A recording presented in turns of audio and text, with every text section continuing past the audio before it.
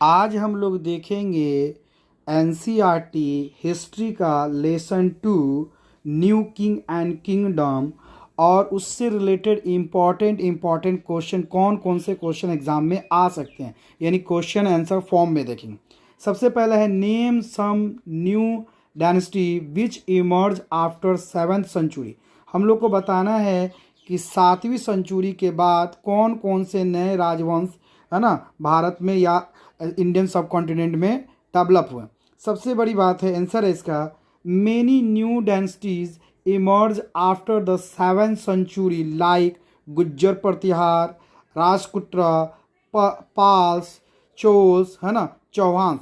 तो 7th century के बाद जो भारत में नए नए राजवंश डेवलप हुए थे उसमें नाम था गुज्जर प्रतिहार, राजपुत्र, पाल्स, चोल्स, है ना, चौहान। ये सब नए राजवंश जो हुए थे, डायनेस्टी जो हुए थे, वो डेवलप हुए थे।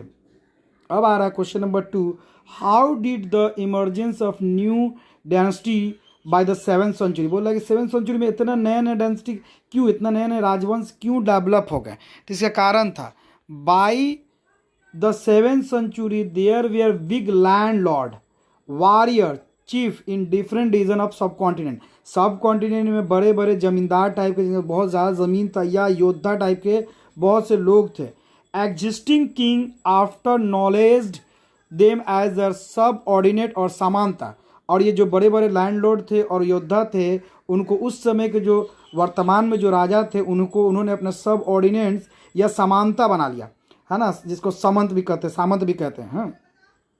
एज समानताज gain power and wealth they declare themselves to महा सामंता या महामंडलेश्वर, है ना, ग्रेट लॉ और रीजन। जैसे जैसे समानता जो थे अपना का ताकत बढ़ाता जाता था, वैसे वैसे ये अपने को और नया नया नाम दे रहे, जैसे महासामंता, महामंडलेश्वर, the great lord of circle, है ना, ये सब नया नया नाम देते जा रहे थे।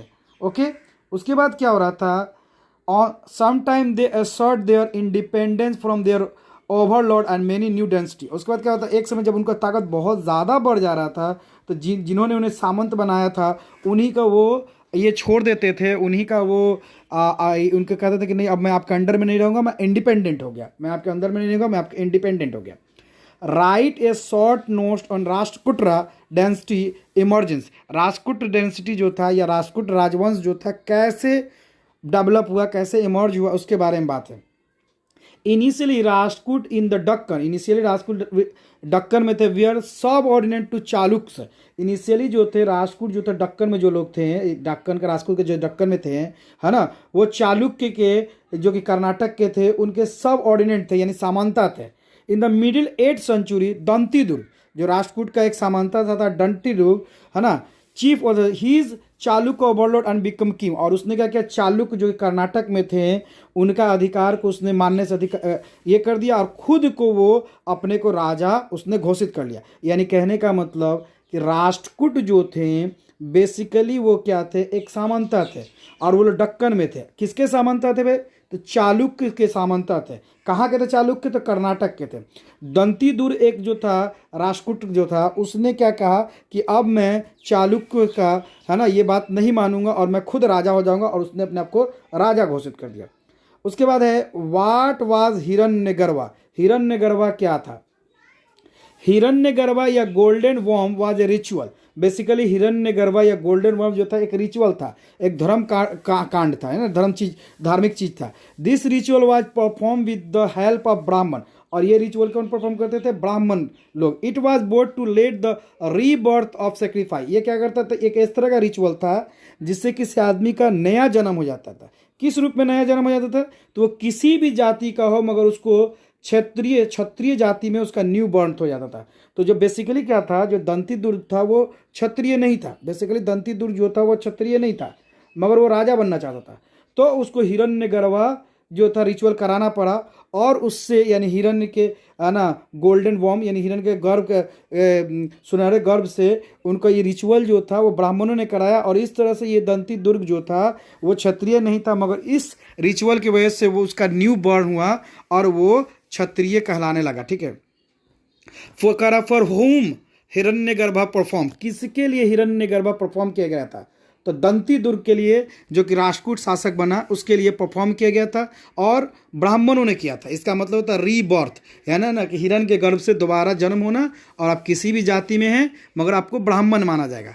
अब आता है द कडम्मन, है ना, मयूसरमन एंड द गुज्जर प्रतिहार हरिचंद्रन, है ना, वेयर ब्राह्मण, ये लोग ब्राह्मण थे, who give their traditional profession and took to arms successfully established.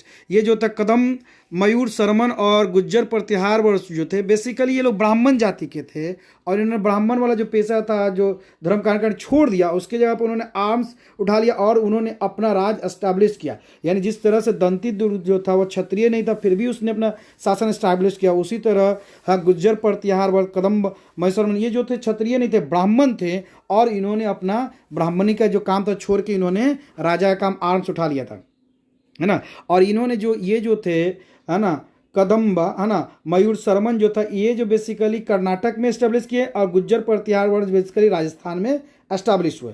Right little adopt by new kings, है ना, right title adopt by new king. New king ने किस तरह का टाइटल अडॉप्ट किया, यानी किस तरह की उपाधि ली, तो new king adopt high sounding title. New king ने इस तरह का टाइटल लिया जिसका बहुत भारी भरकम टाइटल लिया, जैसे महाराजा अधिराज, ग्रेट किंग, महाराजा अधिराज का मतलब था great king over Lord of king, है ना, त्रिभुवन चक्रवर्ती, है ना, इस तरह का उन्होंने लिया, यानी लॉर्ड ऑफ थ्री वर्ल्ड। इस तरह से बड़ा बड़ा उन्होंने उपाधि लिया और अपने को बड़ा बड़ा उपाधि के तौर पे उन्होंने रखा।